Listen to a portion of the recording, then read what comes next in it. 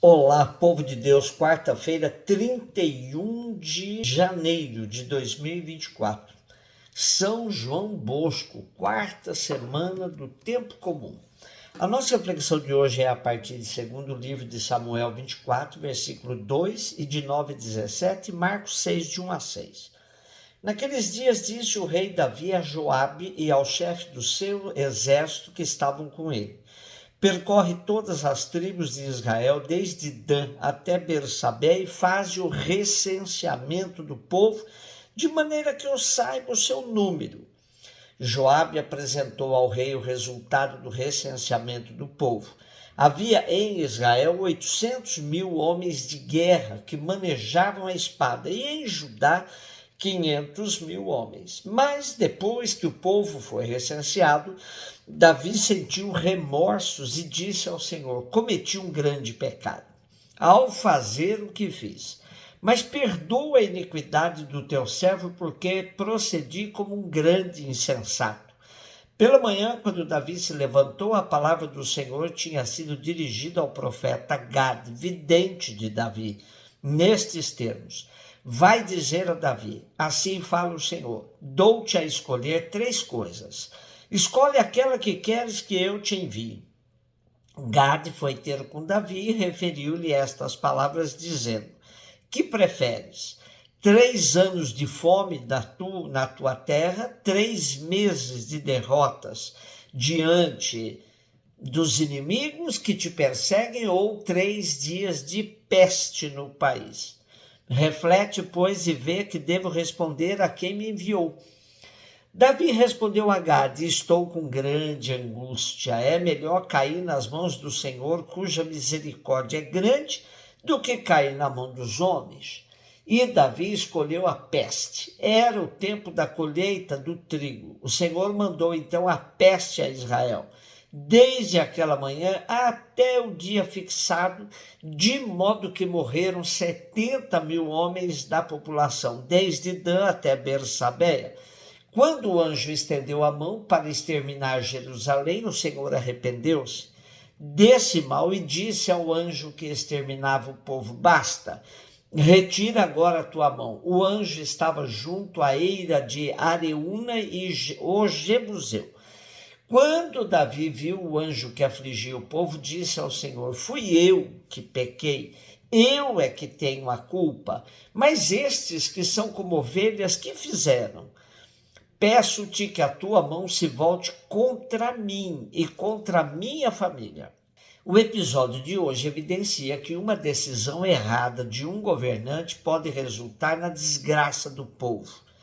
Interessante associar o recenseamento ao pecado. Contar com quantas pessoas eu posso enfrentar as situações adversas equivale a colocar a confiança mais nos homens que em Deus.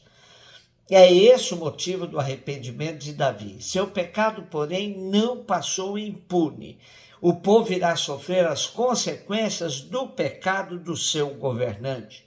Deus ainda lhe dá a chance de escolher qual castigo prefere: 3 anos de fome, 3 meses de derrota nas guerras ou 3 dias de pestes. Davi entende que é melhor receber o castigo direto das mãos de Deus que sofrer nas mãos dos inimigos, pois a misericórdia de Deus é segura. De fato, em pleno curso do castigo por meio da peste que provocou a morte de 70.000 homens, Deus se volta atrás e poupa Jerusalém do extermínio. O processo é marcado pela dialética entre pecado, castigo, arrependimento e perdão. Sobretudo, fica evidente a relação entre os erros humanos e a misericórdia divina. Davi acaba por pedir que o castigo venha sobre ele próprio e sua família e não sobre o seu povo. Esse é um gancho para novas histórias que o povo contará sobre as vicissitudes pelas quais passará o rei Davi e aqueles que o cercam mais de próximo. Marcos 6, de 1 a 6, Jesus foi a Nazaré, sua terra, e seus discípulos o acompanharam. Quando chegou o sábado, começou a ensinar na sinagoga. Muitos que o escutavam ficavam admirados e diziam: de onde recebeu ele tudo isso? Como conseguiu tanta sabedoria? E esses grandes milagres que são realizados por suas mãos? Esse homem não é o carpinteiro, filho de Maria, irmão de Tiago, de José, de Judas e de Simão? Suas irmãs não moram aqui conosco? E ficaram escandalizados por causa dele. Jesus lhes dizia: um profeta só não é estimado em sua pátria, entre seus parentes e familiares. E ali não pôde fazer milagre algum. Apenas curou alguns doentes, impondo-lhes as mãos, e admirou-se com a falta de fé deles. Jesus percorria os povoados das redondezas, ensinando. É bastante forte a apresentação que Marcos faz de Jesus como um homem do povo, um judeu periférico, filho de família operária e inserida no cotidiano de uma região pobre, que padecia de imenso preconceito, sobretudo do centro do poder.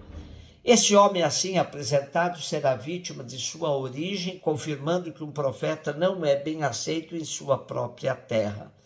Jesus, como era do costume judaico, vai à sinagoga num dia de sábado. Aí se destaca como mestre, ensinando e provocando a admiração de muitos que o ouviam. Suas palavras cheias de sabedoria traziam à mente do povo a fama de Jesus, que já era espalhada também aí na sua terra. Muitos já tinham ouvido falar dos milagres que Jesus tinha realizado. Mas nem sua sabedoria e seus milagres foram suficientes para convencer seus conterrâneos. Não o aceitaram e se escandalizaram porque o conheciam como um judeu periférico, trabalhador e filho de família bem conhecida da região. Para seus conterrâneos, tudo parecia estar em contradição com o conhecimento que tinham dele e da sua família. E ali não pôde fazer milagre algum. Apenas curou alguns doentes, impondo-lhes as mãos, e admirou-se com a falta de fé deles. Porém, isso não impediu Jesus de percorrer os povoados das redondezas ensinando.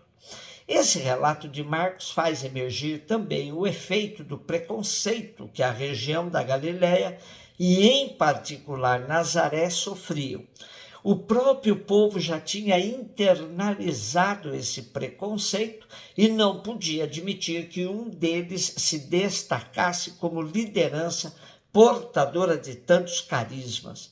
É o que acontece com o povo pobre de hoje, que muitas vezes se sente como que incapaz de grandes realizações e de governo da própria vida. É histórico dizer que o povo não tem condições disso ou daquilo. Nesse contexto, o povo entrega o governo de suas vidas nas mãos de gente esperta e perversa. É preciso não se envergonhar dos seus, de onde se vive, dos seus amigos e de sua família. Somente um povo empoderado poderá reverter a história e não mais rejeitar os seus, como fizeram com Jesus e seus conterrâneos. João Melchior Bosco, mais conhecido como Dom Bosco, que celebramos hoje, foi um sacerdote católico italiano, fundador da Pia Sociedade São Francisco de Sales, os salesianos, e proclamado santo em 1934. Aclamado por João Paulo II como pai e mestre da juventude, é o padroeiro da capital federal do Brasil, Brasília. Um beijo no seu coração.